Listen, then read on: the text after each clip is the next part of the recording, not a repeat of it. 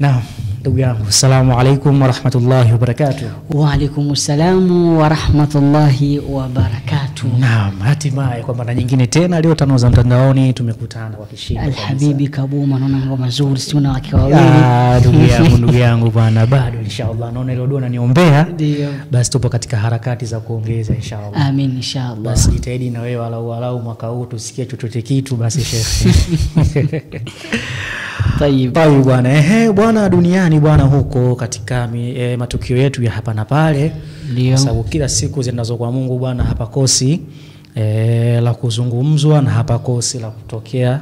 Ndio. Matukio ya hapa na pale. Bwana katika tano za leo bwana kuna huu ujumbe hapa unasema serikali ya Tanzania imetoa onyo kali kwa wanaofanya udukuzi wa akaunti za mitandao ya kijamii za kiserikali. Serikali imetoa onyo kali kwa wale watu wenye tabia za kudukua mitandao ya kijamii za serikali. Na tukiangalia hili jambo mara nyingi sana limeshika hatamu kweli. Na sio kote tu, yani kwa watu wote. Si mitandao ya kijamii ya serikali pekee yake. Sahihi kabisa. Na watu wote. Na tukiangalia pia katika mitandao ya kijamii hasa kama vile ya Facebook, ndio. Kuna utaratibu kama utakuta kuna picha mtu ana share foto ambazo za ajabu za porn, zile foto za utupu anaziita. Unakuta mtu anaposti, kisha posti ana share katika akaunti za watu wengine.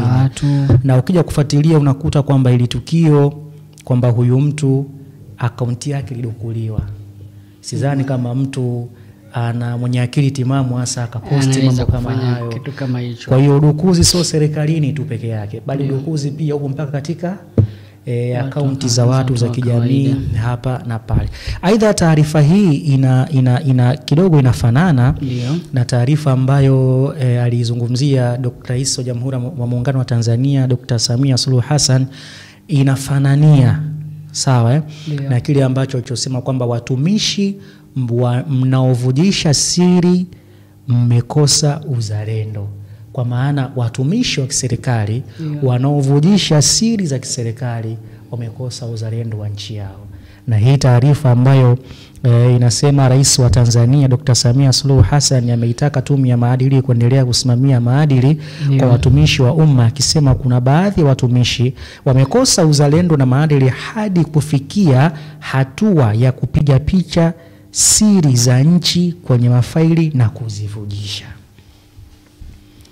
Kwa hiyo tukiangalia kwamba serikali inavyotoa onyo katika udukuzi mitandao ya kijamii, ndio hii chanzo chake tukija kuangalia, kumbe serikalini kwenyewe kule kuna watumishi wa serikali ambao wanavujisha siri na wanapelekea mpaka zile siri za nchi pia kudukuliwa.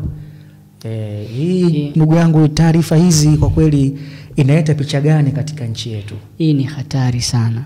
Sababu tunapoelekea huko paka siri za nchi zinatoka, inaonyesha tayari watu wapo tayari kuuza uzalendo wao. Sasa kama mtu anafikia hatua ya kutoa siri, hata yeye mwenyewe anaweza akajiuza kwanza. Sahihi kabisa. Kwa sababu yeye katika nchi hiyo pia. Katika nchi hiyo. Sahihi. Kwa sababu tunaona katika nchi jirani zile ambazo hazina uhuru, watu hawana uhuru, kuna mavita, tunaona wanapopata tabu. Na unakuta matokeo yake ni haya ambayo yametokea, watu kutoa baadhi ya siri. La kuangalia lingine katika mitandao ya kijamii, hawa wizi wa mitandao. Kuna mfumo sasa hivi ambao wanatumia. Unakuta wanatumia labda wanaita pesa za UNICEF. Anakuambia bwana jiunge, kuna hizi pesa za UNICEF, ukiingia hapa, ingia katika linki hii, utakuwa unajiorodhesha na utapata pesa hapo. Na wanajua kutokana na hali ya uchumi ilivyo, wengi wana hali ngumu, pesa za bure. Moja kwa moja anafanyaje?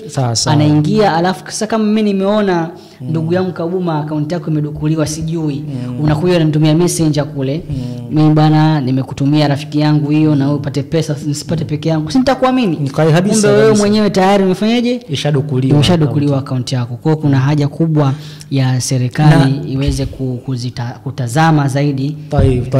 Na kingine pia unajua bwana, mwanadamu namna Mwenyezi Mungu alivyomuumba, mwanadamu ni kiumbe cha kutafakari.